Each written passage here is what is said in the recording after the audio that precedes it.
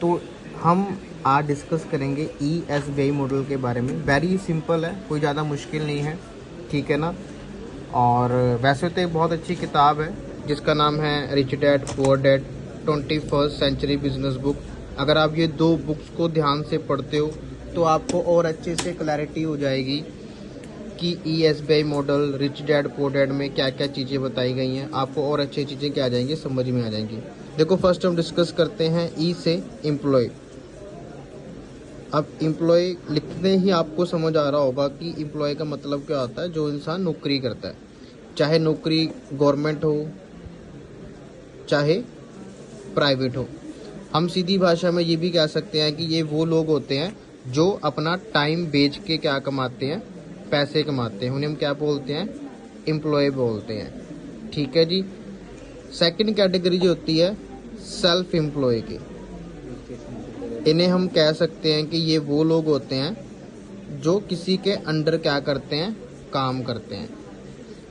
जो कहते हैं मुझे किसी के नीचे काम करना पसंद नहीं है, वो अपना काम खुद करते हैं। इन्हें इनकम आती है अपनी काबिलियत के हिसाब से। जैसे 15-20 लाख रुपए लगा के कोई छोटा मोटा बिजनेस स्टार्ट कर लिया, या डॉक्टर बन गए, या वकील बन गए, या खिलाड़ी बन गए, ठीक है, कोई प्रोफेशनल इंसान बन गए। मतलब कि उसको जो पैसा आ रहा है अपनी काबिलियत का पैसा आ रहा है, ठीक है जी। तो आपको यहाँ पर अंडरस्टैंड हो रहा होगा कि सेल्फ एम्प्लॉय और एम्प्लॉय में क्या डिफरेंस होता है। एक टीचर, वो भी एक सेल्फ एम्प्लॉय कैटेगरी के अंदर है, जो ट्यूशन पढ़ा रहा है। अगर वो स्कूल के अंदर पढ़ा रहा है तो उस टाइम वो क्या है, एम्प्लॉय है।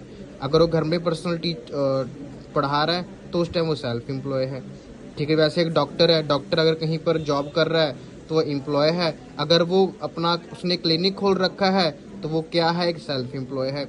अगर हम बात करते हैं एक बड़े बिजनेस ओनर की, ये वो लोग होते हैं जो इन लोगों का टाइम खरीद के क्या कमाते हैं, पैसा कमाते हैं। ये बड़े बड़े बिजनेसमैन होते हैं, ठीक है ना। ये बहुत पैसा इन्वेस्ट करते हैं, अपना बिजनेस स्टार्ट करते हैं। ये वहाँ पर ये वो लोग आते हैं।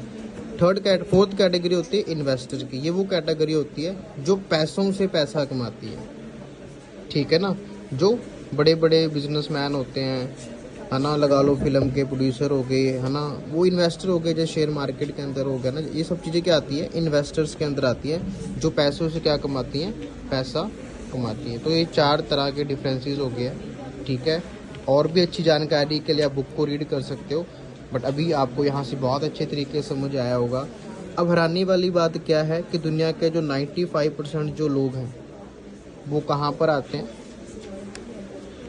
वो इस कैटेगरी के अंदर आते हैं। दुनिया के 95% लोग इस कैटेगरी के आते हैं, और दुनिया के 5% लोग कहाँ पर आते हैं, इस कैटेगरी के अंदर आते हैं। सबसे हैरानी वाली बात क्या है, जो ज़्यादा पढ़े लिखे लोग हैं वो यहाँ पर आ रहे हैं, जो कम पढ़े लिखे लोग हैं वो यहाँ पर आ रहे हैं।